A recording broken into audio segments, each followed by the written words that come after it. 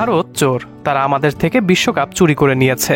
বাংলাদেশ তো আর তাদের শুধু শুধু চোর বলে না, এবার তা হারে হারে টের পেলাম। সরাসরি একই বললেন ডেভিড মিলার। শিরোপা জিততে দক্ষিণ আফ্রিকার শেষ ওভারে দরকার ছিল 16 রান। ওভারের প্রথম বলে হার্দিক পান্ডিয়াকে উড়িয়ে মারেন ডেভিড মিলার। লং অফে সীমানার ধারে পা আগে দিয়ে ক্যাচ ধরেন সূর্যকুমার যাদব। এরপর মাঠের দুই আম্পায়ার তৃতীয় আম্পায়ারের শরণাপন্ন হন। তৃতীয় আম্পায়ার আউট ঘোষণা করেন মিলারকে। দক্ষিণ আফ্রিকার 7 রানে ম্যাচ হারলে সূর্যের এই ক্যাচ নিয়ে বিতর্ক ডালপালা মেলতে থাকে। সামাজিক যোগাযোগ মাধ্যমে ভাইরাল হওয়া ভিডিওতে দেখা যায় সূর্যকুমার যাদব ক্যাচ ধরার পর যতক্ষণে শূন্যে ছেড়েছেন ততক্ষণে সীমানা দড়িতে তার পা লেগে গেছে। ভিডিওতে বাউন্ডারি লাইনের পাশে একটা সাদা দাগও দেখা যায়। তাতে অবশ্য বোঝার উপায় নেই যে দড়িটা আগেই সরানো হয়েছিল কিনা। আইসিসির প্লেইং কন্ডিশনে বলা হয়েছে সাদা দাগ নয়, দড়িটাকে সীমানা হিসেবে ধরা হবে। প্লেইং কন্ডিশনের 19.3 ধারায় বলা হয়েছে সীমানা বোঝাতে শক্ত কোনো কিছু যদি কোনো কারণে সরে যায় তখন সেটাকে আসল সীমানা বলে ধরে নেওয়া হবে।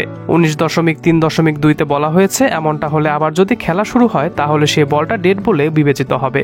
যদি কোনো কারণে বলটা ছক্কা বা ডেড ঘোষণা করা হতো তাহলে হয়তো দক্ষিণ আফ্রিকা জিততেও পারত।